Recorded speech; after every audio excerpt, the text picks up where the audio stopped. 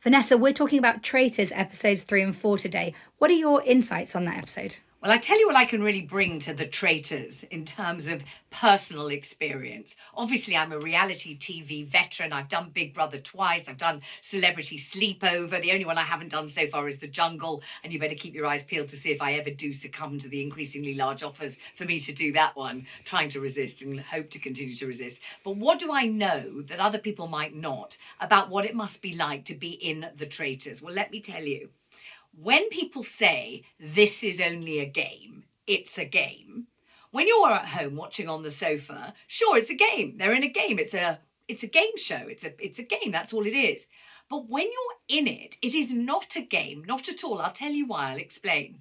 When you're actually in a show, which means that you have to live in, you have to go and live on site. So you're living either in the castle or somewhere nearby. You're eating there, you're bathing there, you're going to the lavatory there. Everybody you know, your whole normal life has completely stopped.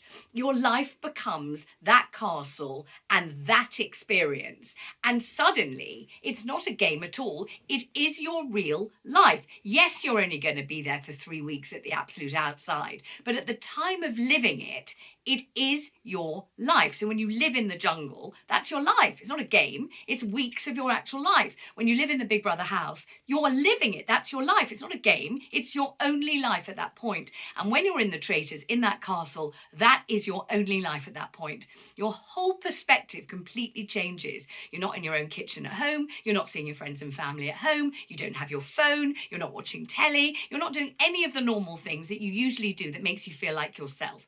All you are is living this so-called game which has become your life.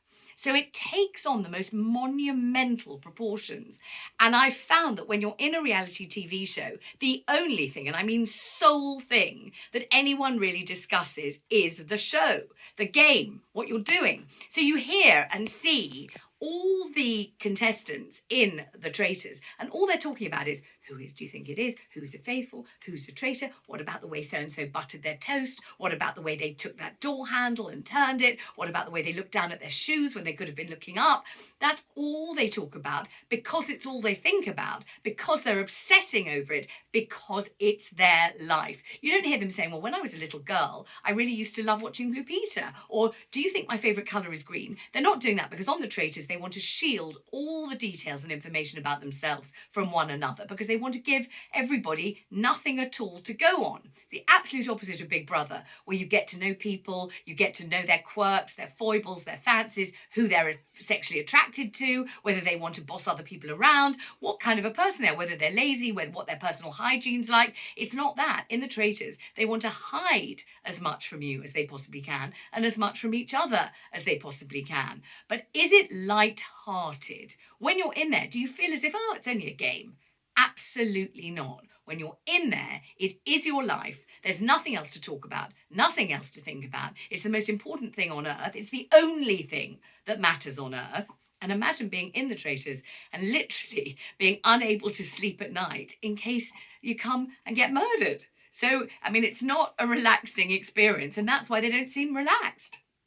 And do you think that there's been a mistake in gameplay when the Traitors have decided to recruit that evening? What do you think they should have been doing instead? Yes, I thought the Traitors really missed a trick, and Mina has convinced us that she is so skilled and she's such an astute traitor. She's really, playing an absolute blinding game.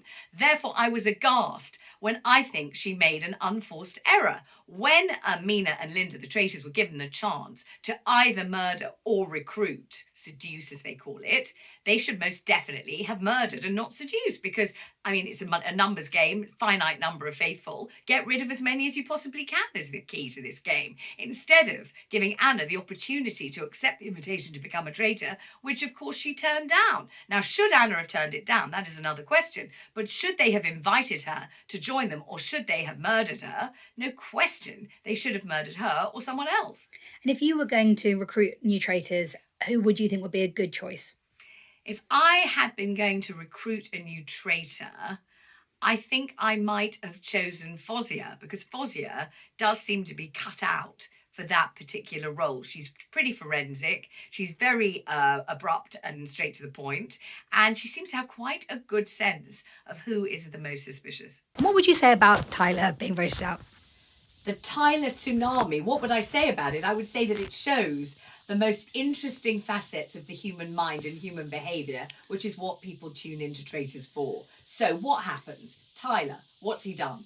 Absolutely nothing. Nothing at all. Nothing incriminating, nothing suspicious, nothing shady. He's just tall. He's a bloke. That's it. He's done nothing at all to attract attention to himself. What happens? Mina brilliantly plants a seed of doubt in an arena where everyone's desperate for a seed of doubt. Everyone wants a reason to blame somebody else, to think that somebody else is a traitor. So Mina just flings in this notion that 4 of the group are a clique, and that is how you pronounce it if anyone wants to know. Not a clique, a clique. C-L-I-Q-U-E from the French, clique, which means an exclusive coterie that only the members are part of and nobody else can be part of it. And who is in this so-called clique? Well, Tyler, Leon, Leanne, and Livy. Those are the clique members. Immediately, they are livid. They're up in arms. They don't want to be part of a clique. They don't want to be considered some kind of band of brothers, leaving everyone else out. They just want to be men and women of the people. They hate it. Leanne's up in arms. She can't stand the thought of it. Leon's giving speeches about how he doesn't feel that he's a member of any sort of coterie. Livy's probably crying. She's crying a great deal of the time, it seems. All she wants to do is get Freddie out the window, and poor old innocent Freddie sobbing and so adorable and so handsome. Nobody wants to see the back of him. He's gorgeous. So it's all going off, and it's all because Mina just says one thing about, don't you think they seem a bit like a clique? Everyone's like, oh my God, no. And you watch the cogs of everybody's brains churning and turning, and suddenly, for absolutely no reason, no logical reason, no emotional reason, no cogent reason of any kind, they hit upon innocent Tyler. And suddenly it's as if a spark ignites in everybody. Ooh, Tyler. Yes, Tyler. Yes, we could round the round table. We could get rid of him. We could disappear Tyler. It's Tyler. Why? Based on what? On absolutely nothing at all. And yet it catches fire. It just engulfs the whole assembly. And virtually everyone suddenly finds themselves absolutely convinced that Tyler, who's done nothing at all to deserve it, is a traitor. Absolutely fascinating to watch. Completely without logic. Absolutely baseless. And brilliant television. And poor old Tyler is yesterday's news. He's brown bread. He's off. And he's as shocked by it as the rest of us. I was shocked but enthralled. And what did you think about Lisa's final revelation that she is a priest and that she's been ordained not to lie? What do you think that's going to do to the gameplay? I think Lisa was wrong not to reveal that she was a priest straight away, because I think if she had revealed that, she probably would have been immune from being shoved out the door, because people would have thought, well, she's a priest, so I can trust her, she's a good person. Why would you be a career priest if you were somebody who lacked integrity? I think it would have been good for her, not bad for her.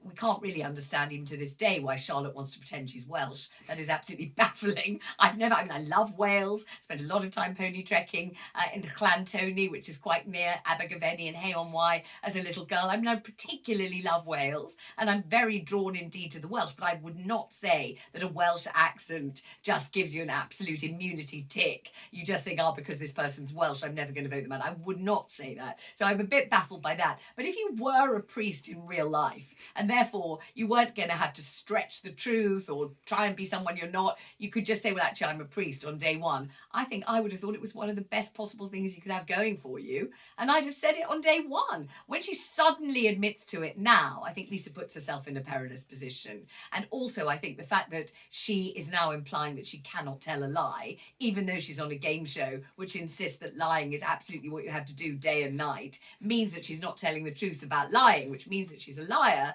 which means that the traitors will have a good reason to get rid of her. And I think she's made a mistake admitting to being a priest, even though it's true, so far down the line. And I think CBeebies have made a hilarious joke this week by doing a traitors lineup of children's characters and asking people who they think will be the best traitor. Who would you say from children's TV when you were a child would be a very good traitor, and why? When I was a child, I think the best traitor would have been Bonnie Langford, who played Violet Elizabeth Bott in the television version of Just William. And she used to say, I'll squeam and squeam and squeam until I'm thick. And I think she would have been just treacherous enough to be a magnificent traitor. But if I was looking at today's TV and saying, who do I think is an obvious traitor? It's that Peppa Pig. You can't trust her.